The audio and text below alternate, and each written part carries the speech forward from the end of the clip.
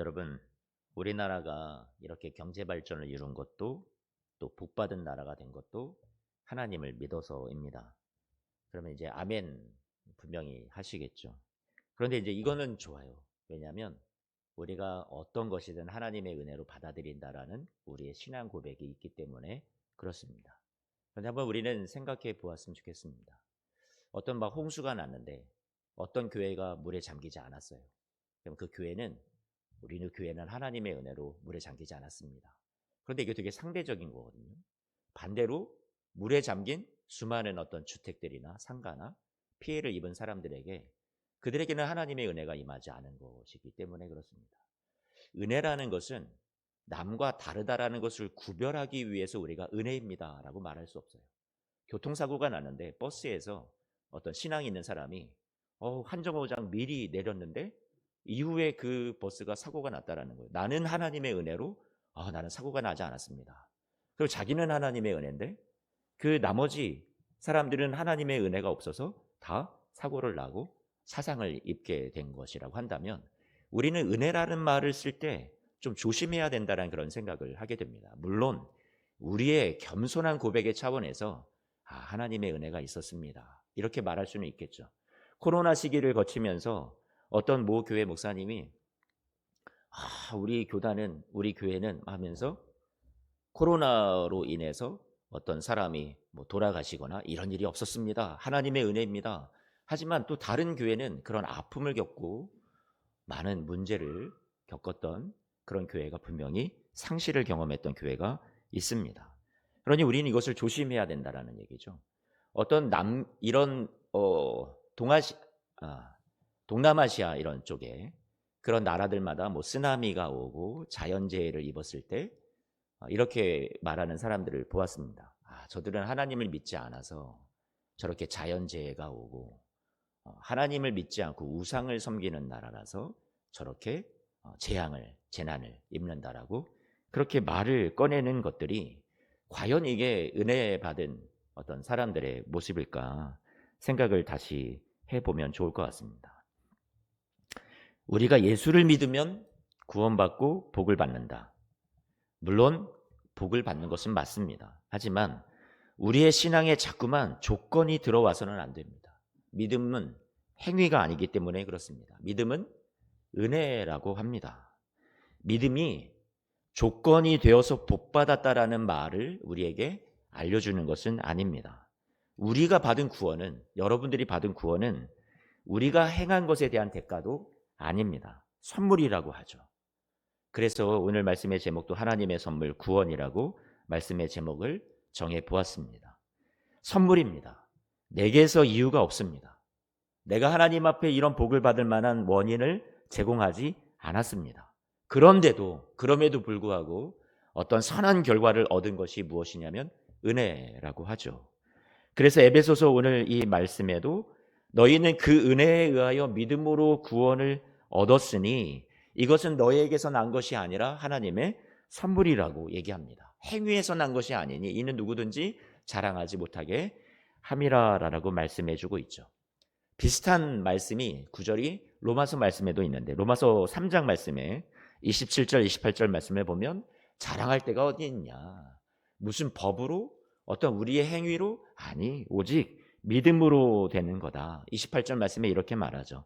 사람이 의롭다 하심을 얻는 것은 어떤 우리의 행위에 있지 않고 말씀을 잘 지키고 율법의 행위 그게 아니라 믿음으로 되는 줄 우리가 인정하노라라고 얘기합니다. 여러분 우리가 이 말씀을 생각을 할 때 개념을 한번 정리해 봤으면 좋겠습니다. 믿음은 은혜입니다. 믿음은 선물이라고 합니다.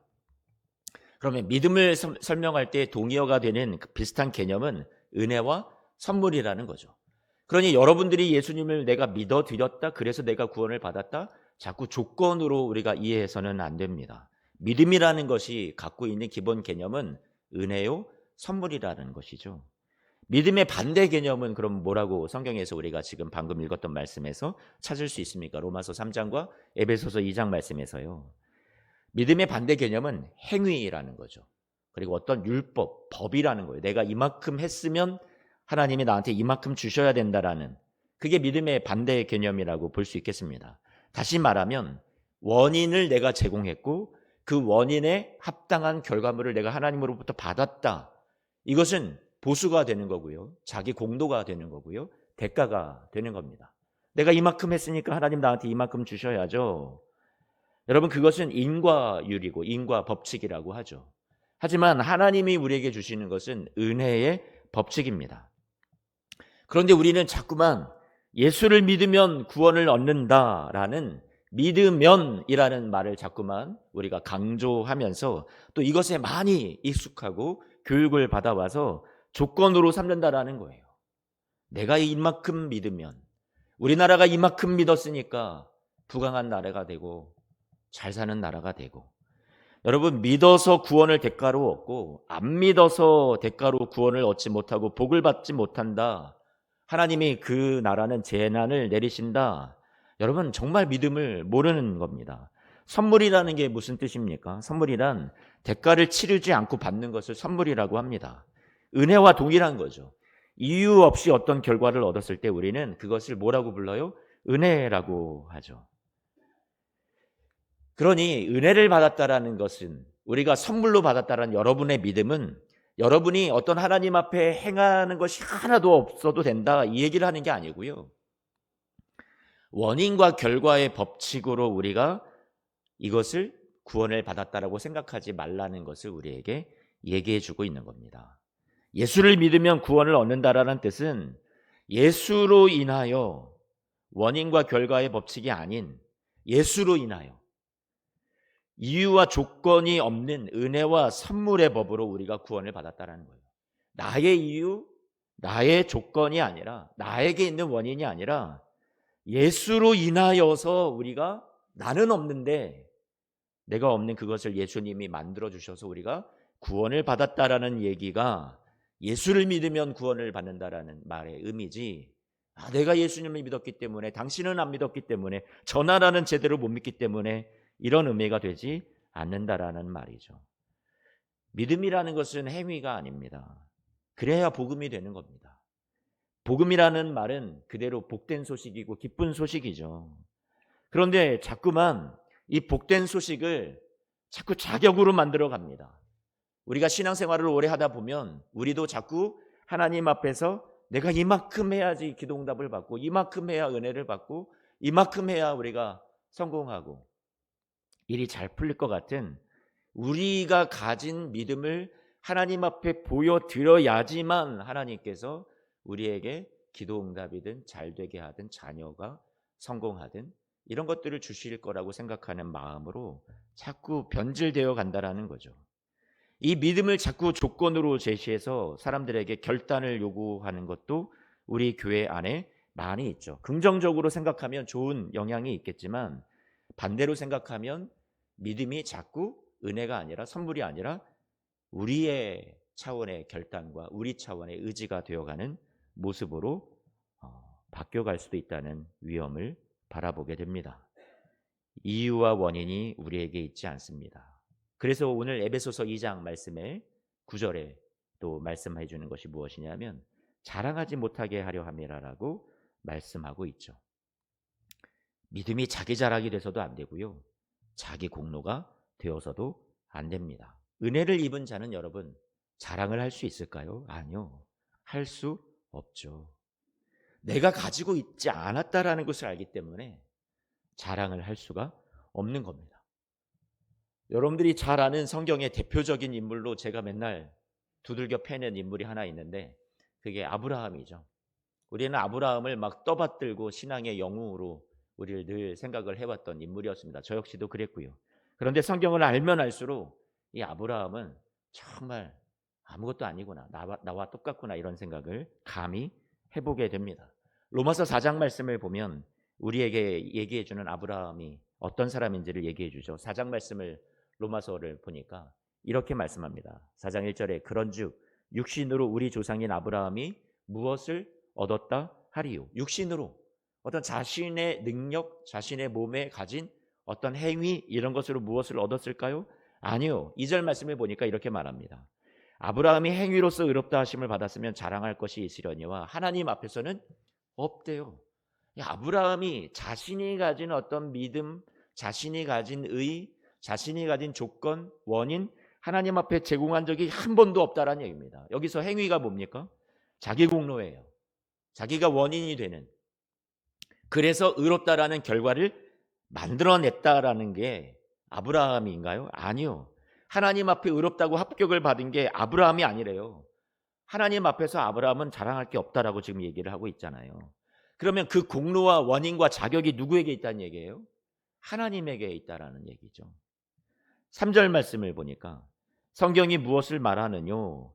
아브라함이 하나님을 믿으며 이것이 저에게 의로 여기신 바 되었다라고 얘기합니다. 우리가 여기서 잠깐 혼동을 하는 게 뭐냐면, 아브라함이 하나님을 믿었으니까 여기도 믿음이 조건이네, 그래서 하나님이 그를 의롭다라고 하신 거네. 아니요. 지금 이 흐름과 문맥을 보세요. 지금 인과율로 아브라함이 원인을 제공해서 믿어드렸더니 하나님이 그래서 복을 주셨네, 의롭게 해주셨네. 자기 공로로 지금 여기 아브라함의 믿음을 소개하고 있지 않습니다. 분명히 자랑할 게 없다라고 얘기하고 있어요. 지금 설명하려는 것은 아브라함이 의롭다함을 받을 조건이 없었다는 얘기를 지금 하고 있는 중입니다. 그렇죠? 그래서 4절에서 좀 더 설명을 해줍니다. 그러면 그 믿음이라는 건 또 뭔데? 아브라함이 가진 믿음은 일하는 자에게 그 삭시 은혜로 여겨지지 아니하고 보수로 여겨진다. 여러분, 일한 자가 받는 것은 삭시죠. 마땅한 대가고 보수예요. 은혜가 아니죠. 그렇죠? 일을 하는 사람이 자기가 당연하게 받는 보수라고 생각을 합니다. 그런데 다시 한번 5절 말씀을 보죠. 5절 말씀을 보니까 일을 아니할지라도 경건하지 아니한 자를 의롭다 하시는 이를 믿는 자에게는 그의 믿음을 뭐라고요? 의로 여겼다라고 얘기해 주고 있습니다. 그러니까 아브라함이 당연히 나는 의롭다라고 그렇게 인정받는 것과는 전혀 거리가 먼 거예요. 일을 안 했어요, 하나도. 그런데 하나님은 그런 아브라함을 너 의롭다라고 인정해 주셨다는 얘기죠. 자격이 없는데 그냥 아브라함은 그저 믿고 그냥 받았을 뿐이에요. 그런데 하나님께서 야, 너 믿음이 있구나 하고 하나님이 아브라함을 축혀 세우신 거죠. 우쭈쭈 하신 거란 말이에요. 아주 작은 거 그냥 받았을 뿐인데 그의 믿음이 부각이 되는 게 아니라 하나님의 거저 주시는 은혜의 선물인 믿음이 부각이 되고 있는 거란 말이에요. 강조되고 있는 거죠.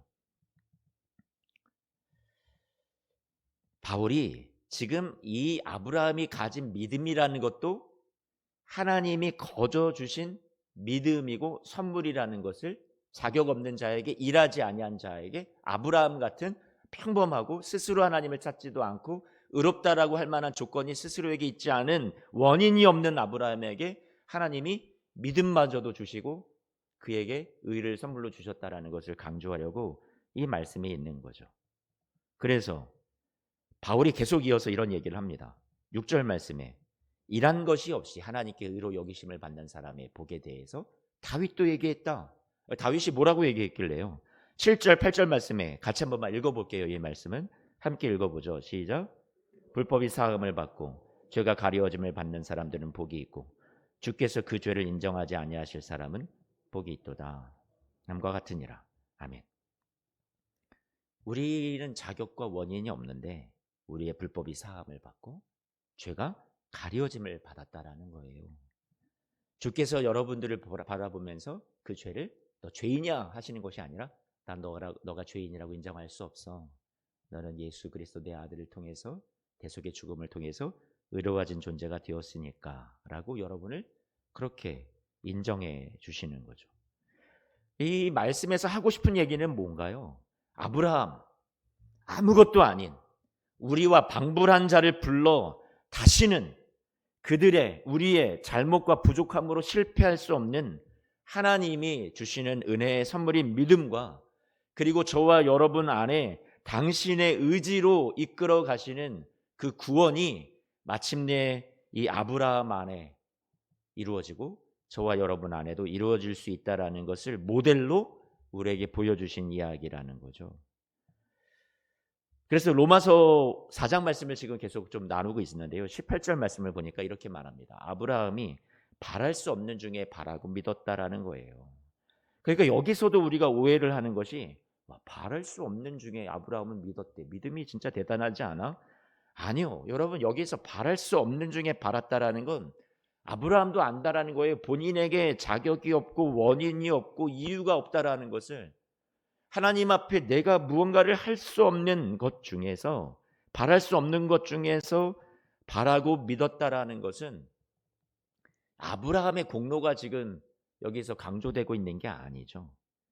아브라함에게 일어난 결과는 아브라함이 만들어낸 게 아니라는 것을, 자신에게 원인이 없다라는 것을 하나님께서 채워주셨다는 얘기를 하고 있는 거란 말이에요. 바랄 수 없는 중에 하나님이 그를 바랄 수 있도록 계속 믿음을 심어주셨다는 얘기를 하는 거죠. 그래서 19절 말씀을 봐도, 4장 19절 말씀을 봐도 똑같이 얘기합니다. 100세가 되어서 자기 몸에 죽은 것과 같고 사라의 태도 죽은 것 같음을 알고도 믿음이 약하여지지 않았다. 와, 믿음이 약하여지지 않았네.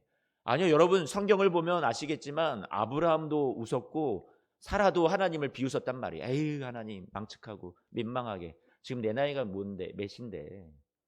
다 기능적으로 모든 것들이 이제는 끊어졌다고 생각하는 그때, 여러분, 하나님께서 이삭을 낳게 하신 것은, 여러분, 무슨 이야기를 하려는 거예요? 구원의 역사에 하나님이 하실 수 있다는 것을 말씀하는 거예요. 우리가 할 수 없는 그 자리에서 누가 하신다고요? 하나님이 하신다는 걸 말씀하는 거예요. 하나님이 이스마엘이라는 사람을, 아이를 싫어하시고 미워하시고 복을 안 주셨다? 하나님이 그러신 하나님이 아니라, 하나님이 이스마엘을 미워하셔서 택하지 않으셨다?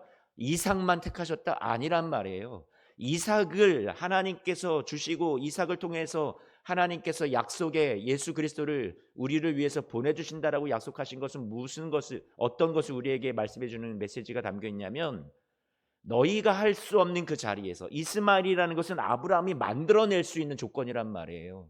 아브라함이, 사라가 무언가 그 하갈이라는 여종을 통해서 사람의 힘으로 만들어낼 수 있는 어떤 능력치를 말한다면, 여러분, 이삭이 의미하는 것은 사람이 할 수 없는 그 자리, 그 시간 속에, 능력 속에 하나님이 하신 것을 의미하는 것이 이삭을 선택하셨다는 의미란 말이에요. 하나님이 차별하려고 이 말씀을 성경에 두신 것이 아니라, 우리의 구원의 역사 속에서 하나님은 우리가 할 수 없는 그 시간에, 그 자리에, 포기하는 그 자리에 하나님이 오셔서 구원을 이루어 가신다.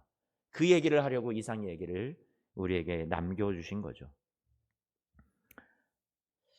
다시 한번 말씀드립니다. 아브라함이 믿음을 가진 것은, 여러분, 뭐라고요? 은혜입니다. 아브라함이 믿음을 가졌다가 강조되는 것도 아니라, 아브라함이 그 믿음마저도 누가 만들어 가신 거라고요?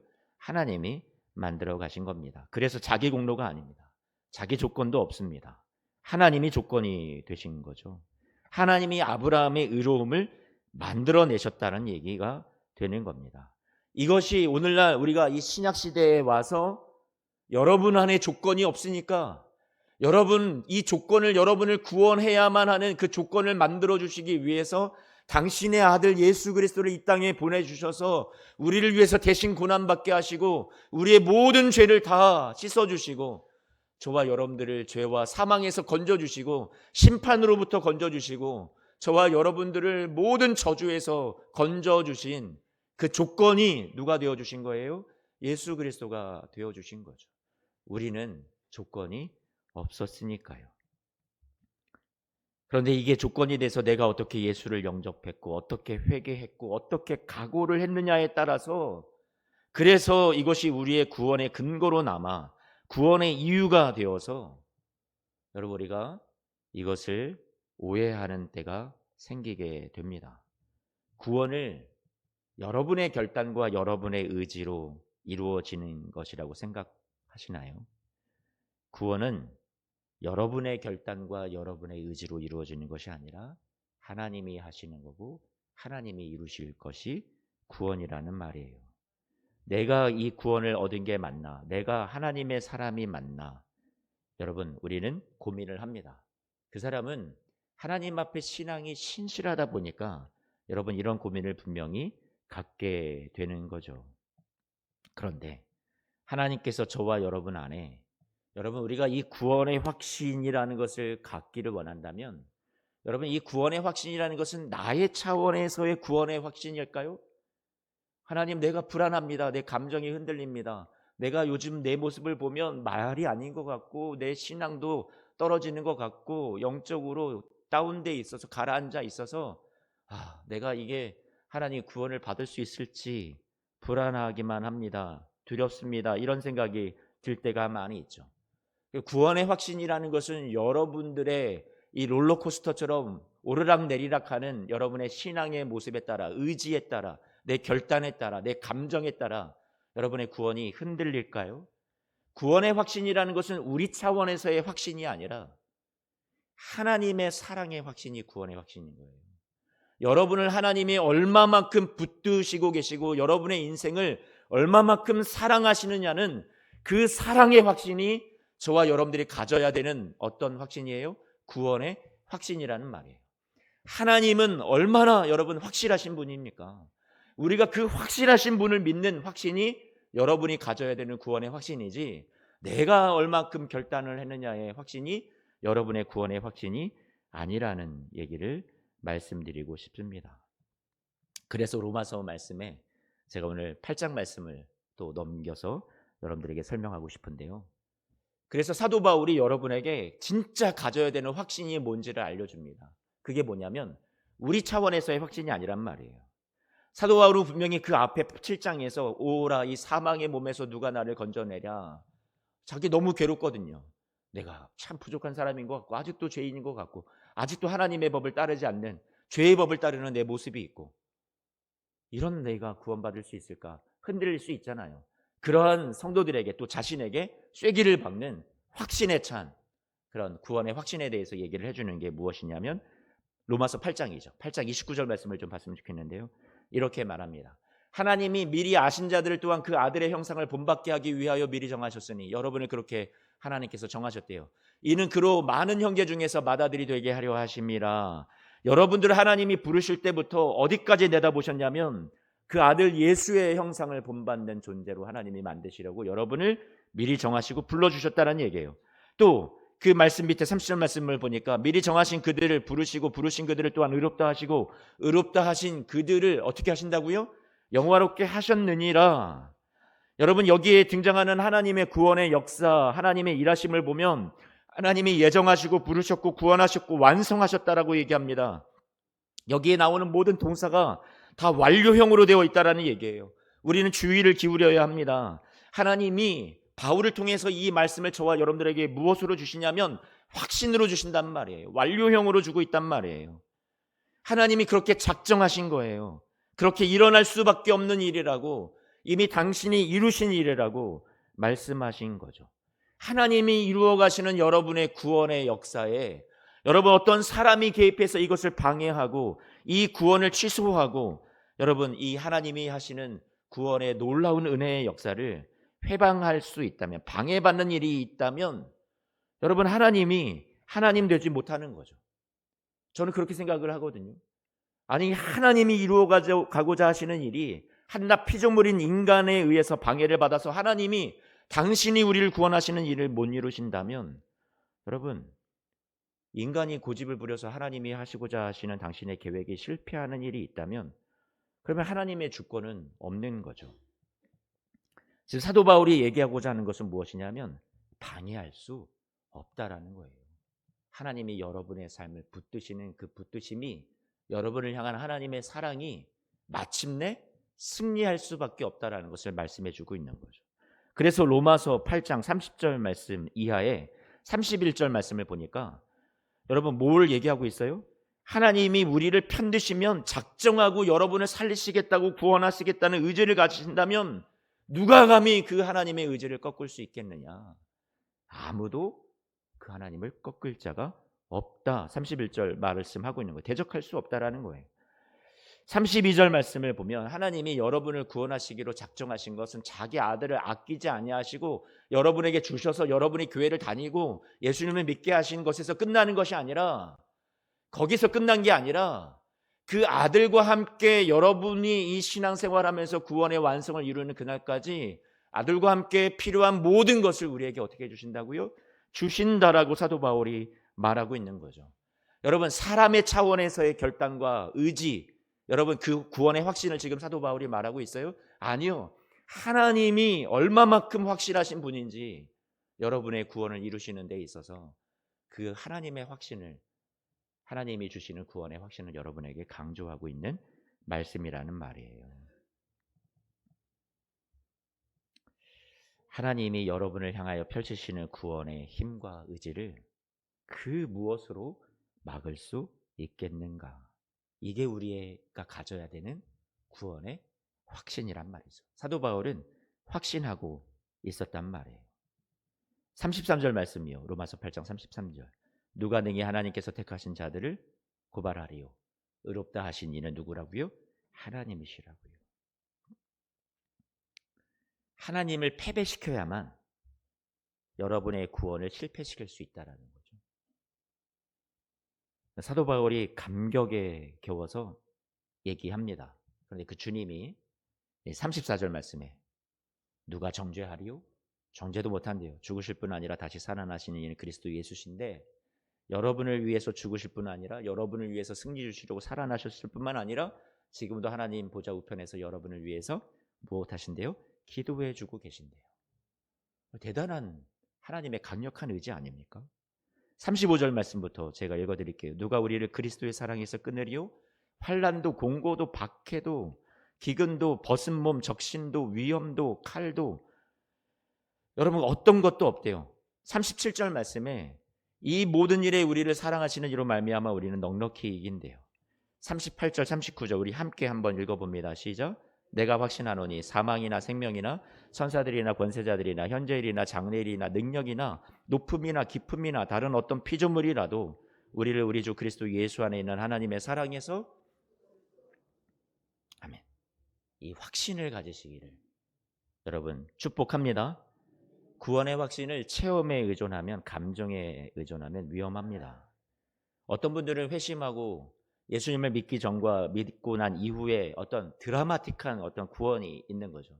뭐 하나님이 나를 치셔서 내가 주님 앞에 두 손 들고 와서 회개하고 돌아왔습니다. 뭐 주의 종이 됐습니다. 뭐 이런 사람들도 많이 있잖아요. 근데 어릴 때부터 신앙생활 하셨던 분들은 어떤 이런 드라마틱한 회개가 없을지 모르겠습니다. 뭐 결단, 영접, 내가 이렇게 해서 예수님을 믿었다, 그런 것들이 꼭 있어야지만 여러분 우리가 구원의 확신을 가지게 되는 걸까요? 아니요. 우리 한국교회가 잘 아는, 여기 예수님 믿기 원하는 분들, 영접하신 분들 자리에서 일어나십시오, 구원 초청하는 것도 미국에서 우리나라로 넘어온 하나의 교회의 문화였죠. 미국의 침례 교단이 미국의 대표적인 교단이거든요. 가장 규모가 크고, 근데 거기에서 가장 잘했던 것이 이제 집회 때마다 구원 초청이었습니다. 거기에서 활발하게 활동하던 어떤 선교사들이나 어떤 미국의 영향을 받았던 이런 사람들이 우리나라 들어와서 복음을 전하고, 또 그것이 건너오다 보니까 우리나라에서도 구원 초청이라는 것이 되게 많이 일어나게 되죠. 오늘 예수를 믿기로 결정하시는 분들 손을 드십시오, 일어나십시오, 앞으로 나오십시오, 이런 일들이 많이 있게 되었던 거예요. 미국 사람들은 정서적으로 구원의 초청이라는 것이 개인의 결단과 개인의 책임을 되게 강조하는 문화가 미국 사회에 있다 보니까 거기에선 그런 일들이 되게 자연스러운 일이고요. 근데 외국 선교사가 이제 우리나라 와서도 이제 복음을 전하다 보니까 우리나라 사람들은 이제 시골에서 어떤 교회에 교인들에게 부탁해가지고 이제 일가 친척을 다 모아와라, 어떤 선교사님이 오늘 말씀을 전한다 해서 어떤 선교사님이 이제 손님으로 오니까 썰렁할 수 없으니까 이제 사람들 다 모은 거죠. 일가 친척과 이웃과 다 모은 거예요. 이제 여기 이제 선교사님이 와서 이제 복음을 전하면 거기에서 복음을 이제 처음 듣는 사람들이 이렇게 뜨문뜨문 일어나는데 미안한 거예요. 이 선교사님이 이렇게 왔는데 뭐 어떻게 저 사람들만 일어나냐 하니까 이제 장로님도 일어나고, 나도 예수를 믿겠습니다, 권사님도 일어나고, 옆에 있던 집사님도 일어나고, 기존에 이제 잘 믿었던 사람들도 막 다 일어나는 거예요. 그러면 선교사는 막 감격에 겨워서 이제 눈물로 이제 보고를 합니다. 하루에 막 100명이 구원을 받겠다고, 200명이 구원을 받겠다고 결단하고 나왔습니다. 이제 선교부에 이제 보고를 하죠. 그런데 나중에 그 선교부에 보고되어 있던 이 인구수가 남한의 인구를 넘어섰다는 그런 이야기가 있습니다. 제가 얘기하고자 하는 것은 무엇이냐면, 결단이라는 거, 의지라는 거, 우리의 어떤 차원에서의 거기에 하나님의 구원이 꼭 달려 있을까요? 이 얘기를 하고 싶은 겁니다. 제가 존경하는 미국에서 목회하는 이제 김영범 목사님은 이런 얘기를 합니다. 목회자들을 위해서 특별히 얘기를 하는데요. 지나친 전도 열정으로 죽음을 앞둔 우리 예수님을 믿지 않는 사람들에게 그 마지막 임종의 시간에 신앙 고백을 막 받아내려고 강요하지 말라는 얘기를 합니다. 저는 동감합니다. 우리가 믿는 하나님에 대해서 입으로 신하여 구원을 이룬다라는 이 로마서 10장의 말씀을 여러분 지금까지 계속 나왔던 내용들이 무엇이었어요? 사람에게 책임이 있지 않다. 원인이 있지 않다. 이유가 있지 않다. 계속 로마서 말씀이 계속 그걸 다루고 있었던 거잖아요. 그런데 이 말씀을 문자적으로 받아들여서 죽기 전에 꼭 고백을 받아야 되는 감박을 가지고 계속해서 어떤 믿음을 강요하거나 영접을 강요하거나 하고 있는데 여러분 구원에 있어서 핵심은 사람에게 있지 않다고요. 사람의 어떤 의지, 결단 여러분 거기 있지 않습니다. 여러분의 구원은 또 믿지 않는 분들의 구원은 어디에 달려 있을까요? 하나님의 사랑과 하나님이 하시는 일에 달려 있습니다. 은혜에 달려 있는 거예요. 우리는 천국에 가서 어떻게 될지 모르죠. 저도 올라가 보면 알겠지만 제가 바라고 믿기는 하나님의 사랑이 이긴다예요. 사랑하는 성도 여러분, 오늘 믿음은 하나님의 사랑이 핵심입니다. 하나님이 만들어 가시는 것이 우리 안에 이유가 없고 조건이 없는 상황에서 하나님이 이루어 가시는 것이 하나님의 구원의 역사입니다. 그래서 그 김영보 목사님 이런 얘기를 했었어요. 죽음 앞에서 외로움을 느끼는 그런 당사자를 위해서 또 가족들을 위해서 스트레스를 주기보다 그 안에 조용히 기도해주고 하나님의 은혜가 그 자리에 머물기를 위해서 그 사람에게 머물기를 위해서 기도한다면 동일하신 하나님이 여러분 그 기도를 들으시고 성령께서 역사하셔서 그 사람 마음을 움직이시고 일하실 수 있다라고 그렇게 권면하는 거죠. 사랑하는 성도 여러분, 결단을 요구하고 결정하는 것이 신앙의 한 증거가 되고 책임을 갖는 것 긍정적이고 좋은 영향일 수 있습니다. 그런데요, 한국 교회에 이런 것들이 문제가 되는 것들이 생겨납니다. 아까 말씀드린 대로 우리나라 사람들은 복 받았다. 저 나라 사람들은 예수님을 안 믿어서 복 받지 못했다. 구원을 이야기하는 데 있어서 자꾸만 왜 우리가 믿어서라는 조건이 들어갑니까? 아니요. 만약에라도 하나님이 여러분에게 베푸신 것이 감사하고 기쁘다면 여러분 그것은 내가 믿어서 내가 기도해서 내가 무언가를 잘해서가 아니라 하나님이 하셨습니다라고 얘기하는 것은 당연한 우리의 신앙의 고백입니다. 우리가 받은 이 구원을 내가 당연한 것으로 여기지 않고 있다라는 우리의 신앙의 고백이고 방증이죠. 당연히 얻을 것을 얻었다는 식이라면 은혜라고 할 수 없습니다. 성경은 계속해서 자기 자랑이 되지 않고 보수가 되지 않게 하려고 무엇을 등장하냐면 그 단어가 믿음이라는 단어를 그래서 등장시킨다라는 거예요. 믿음이라는 것이 여러분의 것이라고 강조시키기 위해서 등장하는 것이 아니라 여러분 행위와 사람의 어떤 공로를 여러분 그게 아니라는 것을 얘기하기 위해서 무엇이 등장하고 있는 거예요? 그래서 믿음이라는 것이 등장하고 있는 거란 말이에요. 그런데 우리는 이 믿음이라는 것을 가지고 자꾸만 조건으로 생각해서 하나님 앞에 내가 이만큼 해드려야지, 하나님 앞에 내가 이만큼 기도해야지, 이만큼 예배해야지, 이만큼 봉사해야지, 그러면 좀 내가 문제가 해결되려나, 은혜 받으려나, 복 받으려나, 구원 받으려나? 아니요. 여러분 평생에 여러분의 조건이, 여러분의 공로가, 여러분의 의지가, 여러분의 결단이 여러분의 구원을 이루어가는 게 아니라요, 하나님께서 여러분 안에 은혜로 이끌어가 주시는 줄로 믿습니다. 아멘. 딱 한 절만 여러분들에게 읽어드리고 끝낼게요. 로마서 6장 1절 말씀입니다. 그런즉 우리가 무슨 말을 하리요? 은혜를 더하게 하려고 죄에 거하겠느냐? 말이 안 되는 은혜로 받은 구원이기에 여러분 은혜를 제가 너무 강조하니까 그러면 뭐 되는 대로 살아도 하나님이 다 하시는 거네, 그 얘기가 결론이 아니라요, 정말 이 은혜를 알게 되면 더 이상 우리가 마음대로 제멋대로 살 수가 없게 되죠. 은혜가 여러분들을 살아나게 하고요, 죄를 멀리하게 하고요, 그리스도의 사랑과 은혜를 더 감격하여서 감사하여서 더 멋진 진짜 그리스도인다운 하나님의 자녀다운 삶으로 인도해 주실 줄로 믿습니다.